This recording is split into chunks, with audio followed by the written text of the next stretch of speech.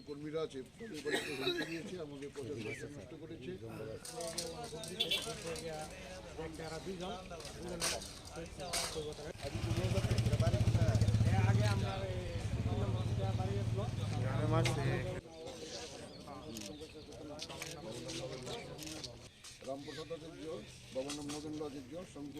এবং সাথে আরো অনেক আছে। বিভিন্ন এলাকায় নাকি আপনার প্রচার সজ্জা নষ্ট করা হয়েছে। দেখুন, বিজেপি নামক যে দুর্বৃত্ত দল, তাদের আশ্রিত বাজারঘাটে হাতে গোনা 20-30 জন দুষ্কৃতী এখন মাফিয়াবাজির সঙ্গে এখনও যুক্ত। তারা আর্মাদ বাহিনী। তারা, আপনারা জানেন, রাজ্যে একটা বাইক বাহিনী তৈরি হয়েছিল, হেলমেট বাহিনীও তৈরি হয়েছিল। এর মধ্যে হাতে গোনা এখন ওরা 20-30 জন। ওরা ভেঙে চুরমার হয়ে গেছে, ওদের পিঠ দেওয়ালে লেগে গেছে, ওদের পায়ের তলায় এখন আর মাটি নেই। আমি তো এটা বুঝতে পেরে গেছি যে ওদের দলের মূল বাজারঘাটের মূল অর্গানাইজেশন থেকেই তাদেরকে পরিচালনা করা হচ্ছে।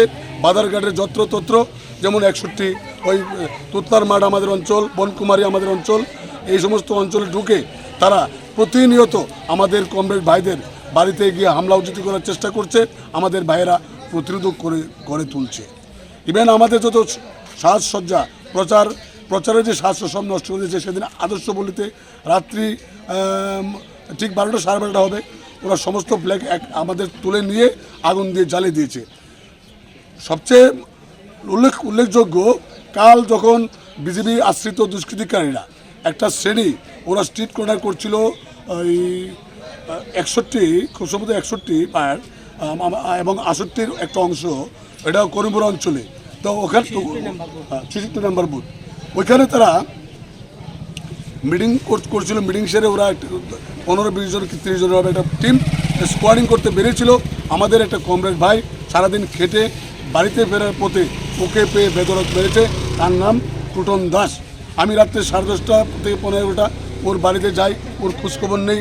গিয়ে দেখি ওর বাড়িতে এলাকার মুষ্টিমেয় লোক জমায়েত হয়ে ওর পরিবারকে আশ্বস্ত করছে এবং ওকে বলছে, ভাই ভয় পাবে না, জো ডর গেয়া সমঝো ও মর গেয়া, হাম লোক তেরে সাথে। এলাকার সমস্ত মা বোনেরা ওই পরিবারটার সঙ্গে আছে। তারপরেও তারা ক্ষান্ত হয়নি। সন্ধ্যে রাত্রে এটা করে রাত্রি 10:30টার পরে ওরা বাধাঘাট অঞ্চলের রামঠাকুর পাড়া হঠাৎ বাজার অঞ্চলে খুব তাণ্ডব মচায়। জয় শ্রীরামের নাম ধ্বনি দিয়ে এই প্রথমত অজিত দাসের বাড়িতে হামলা করার চেষ্টা করে, সেখানে পারেনি। তারপর প্রদীপ দাস নামে একটা ছেলেকে হঠাৎ বাজারে পেয়ে আমাদের পার্টি বসে তাকে ধমকায় চমকায়, তাকে বাড়িতে যেতে বাধ্য করায়। এত তারা ক্ষান্ত হয়নি। তারা কিছুক্ষণ পরে এখান থেকে তার বাড়িতে যায়, তাকে গিয়ে তার মা বোন ভাই বোনদের সামনে তাকে বেদরক মারধর করে।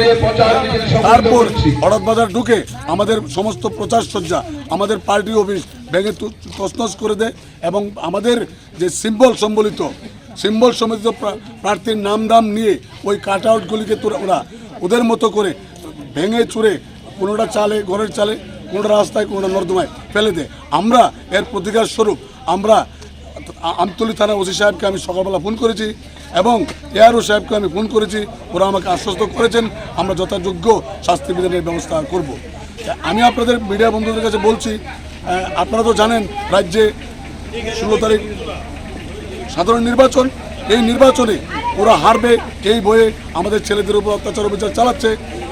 এটা নিশ্চিত রাজ্যের মানুষ সিদ্ধান্ত নিয়ে নিয়েছে, এই রাজ্য থেকে বিজেপিকে বিতাড়িত করবে এবং বাম সমর্থিত কংগ্রেস দল যে অমূল্য জোট তৈরি হয়েছে, এই জোটের প্রার্থীদের বিপুল ভিড়ে জয়যুক্ত করে রাজ্যে বাম সমর্থিত একটা সুন্দর সাবলীল শক্তিশালী গণতন্ত্রপ্রিয় এবং ধর্মনিরপেক্ষ একটা সরকার গঠন করবে।